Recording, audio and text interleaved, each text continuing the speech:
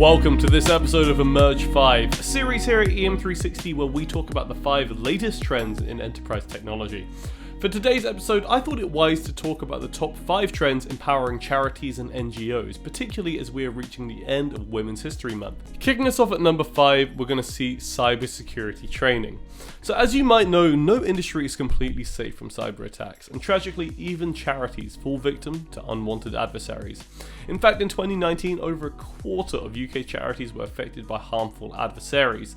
But difficult times, as always, lead to progress. 47% of charities in the same years looked for external help in regards to their cybersecurity, including training. At number 4 is the digital transformation. So in the last year, every industry forced companies to go digital due to the pandemic, but it seems like that trend might be here to stay. According to the Charity Digital Skills Report from 2020, 66% of charities were delivering work remotely, while 61% looked to offer more online services. So with the trend of charities training their staff to navigate around online services more easily, it seems as though the digital transformation is going to accelerate even further in 2021. Number 3, we're going to see an investment in CRM tools. So according to a study last year by Salesforce, over 82% of businesses that use CRM tools have seen the benefits it can bring. And this is only likely to increase as time goes on. In fact, 2021 saw more charities adopting charity-specific CRM tools such as Donify, which has proved useful for fundraising. Ultimately, our main goal when empowering charities is to get those donations. And it seems as though a huge investment in CRM tools is the best way forward to get them. At number 2, we're going to see enterprise reporting software tools. So NGOs and charities use data just like any other kind of company, which means they also face the same problems. And one of the biggest challenges companies face is having data silos, which we have said time and time again is one of the worst ways you can manage your data. That's why enterprise reporting software tools are now being used by NGOs such as NRC Columbia and Save the Children. And at number 1, we have communication tools. So being more connected with people that care about your charity's cause is essential to getting donations, which is where investment in tools such as omnichannel and live chat has helped charities out. Many charities are now implementing video streaming for fundraising, launched virtual events, and even created forums for their donors to discuss these issues. For my interview today, I'm joined by Kat from Women's Aid, who's a senior support worker here. Kat, welcome to the show. Hi, thank you so much for having me.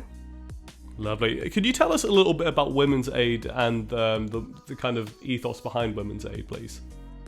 Yeah, of course. So we are a domestic abuse organisation and we have lots of different departments within Women's Aid. So we tackle sort of domestic abuse at like a governmental sort of level, as well as doing direct support to survivors. So I work within the direct services team. And we survivors of domestic abuse. We're a national service, so we support them throughout the UK at kind of whatever they're needing help with, really. And we have an email service. We've got an online survivors forum, which is it's really nice. It's an online community where survivors support each other at kind of whatever stage of that journey that they're at. We've also more recently started a live chat service, which is like an online instant messaging type service. Fantastic. And how has technology really changed Women's Aid approach? Well, we started the live chat really. It was more of a recognition of like how good digital support is and how accessible it is. So a lot of women come to us. They've said that having the online chat has been really helpful to them. You know, it can be for women who are deaf or hard of hearing. That can be an easier way. It's more accessible for them to get help. But also, like, just some of the feedback we've had from people accessing the chat, you know, they felt maybe they're too emotional to talk about the abuse over the phone. Every time they try and talk about it, they'd start crying and they just couldn't get the words out. And so, yeah, having an online way for women to get support has been really, I think, helpful. And it adds that extra layer of anonymity as well. You know, you're not even hearing a voice at the end of a phone. It's literally just a faceless support worker at the end of a computer, which I think just helps women to sort of open up a bit more and share a bit more about what they're going through and through doing that, then get the right type of support to that person as well. Just one more question to round things up there. You said that you were talking to a lot of local charities, a lot of, I guess, local support workers and organizations. What advice would you have for them in terms of adopting new technology? What technology do you think would be able to help them in the same way that's helped Women's Aid? Well, I think live chat certainly has really sort of changed the game for us, especially like I was saying over the past year in terms of safety and being overheard by perpetrators. So if you do get a chance to develop a live chat service, that can be really helpful. I'd say more so a live chat service than a chatbot service because of the nature of the work, because it's domestic abuse. You know, women are going to need somebody at the end of that computer to be able to answer questions or reassure you, and you're not going to get that from like an automated response system. So yeah, definitely having like an online chat with a support worker there is really helpful. Also, like our forum, I know is very, very popular. You know, we've got so many users on there, and that's so helpful. Like I was saying, they can contact other women who are experiencing domestic abuse, you know, and even if that woman has been out of that relationship for 10 years or so, that's really helpful for them to then support people who are maybe just sort of thinking, am I in an abusive relationship, and to give that their wisdom and their support, their take on the situation.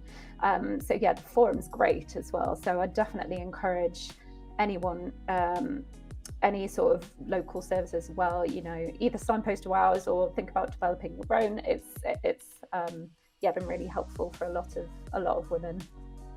Fantastic. Thank you so much, Kat. Kat, if we wanted to learn a little bit more about Women's Aid, or if any of the viewers want to learn a bit more, where can they go to find out more? So it's all on our website, womensaid.org.uk.